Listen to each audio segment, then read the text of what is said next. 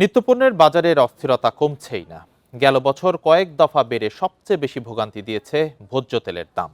আলু ডিমের দামে কিছুটা স্বস্তি মিললেও চড়া ছিল সবজির বাজার। আমদানির অনুমতি দেয়ায় দাম কিছুটা কমেছে পেঁয়াজের।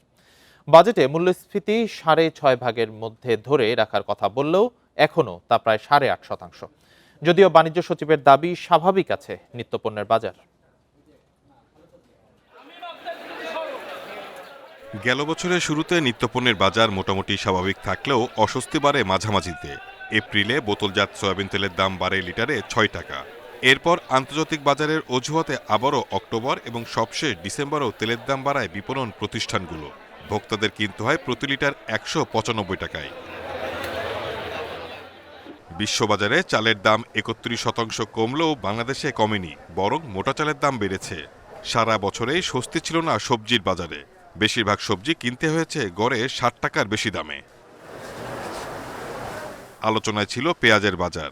বছর জুড়ে নাগালে থাকলেও শেষে দাম বেড়ে যায় অস্বাভাবিক হারে। বিক্রি হয় 160 টাকা কেজিতে। বাজার স্বাভাবিক রাখতে আমদানির অনুমোদন দেয় সরকার, এরপর কিছুটা কমে দাম। নতুন বছরে ভোগ্যপণ্যের বাজারে স্বস্তি চান ভোক্তারা। ক্যাব বলছে, অন্তর্বর্তী সরকার নির্বাচন নিয়ে বেশি ব্যস্ত থাকায় বাজারে তেমন নজর দেওয়া হয়নি। মানুষ এখন এমন একটা পরিস্থিতিতে আছে, বলতেও পারে না, আর সহ্যও করতে পারে না, এমন একটা পরিস্থিতি এখন বর্তমানে খুব সংকট অবস্থায়। সরকারের কাছে আমাদের চাওয়াটা কি, যে দ্রব্যমূল্য আমাদের নিয়ন্ত্রণে থাকবে, আমরা যেন বাজারে এসে স্বাচ্ছন্দ্যে বাজার করতে পারি।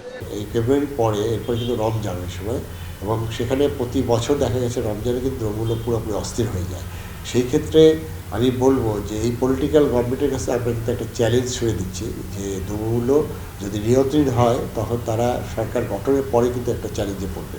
বাণিজ্য সচিব বলছেন, সরকার আমদানি সহ নানা উদ্যোগ নেয় নিত্যপণ্যের বাজার স্বাভাবিক রয়েছে। জানান, নির্দিষ্ট পণ্যে শুল্ক ছাড়ের পরিকল্পনা নেওয়া হচ্ছে। পেঁয়াজ কিন্তু গত বছরের পেঁয়াজ এখনো প্রচুর পরিমাণ আছে, তারপরেও তারা সুযোগ দিতে চাচ্ছে, আমরা ইম্পোর্ট পারমিট দিয়ে দিচ্ছি, কাজে এখন কমতেছে। এটা ছাড়া আর সবকিছুই তো আপনার খুবই আপনার সহনীয় পর্যায়ে আছে। আলু ডিম মুরগির বাজার গেল বছর জুড়েই মোটামুটি স্বাভাবিক ছিল। আগামীতে বাজার স্বাভাবিক রাখতে কার্যকর উদ্যোগ নেওয়ার তাগিদ ভোক্তাদের। Shahid Ahmed, independent news, Dhaka.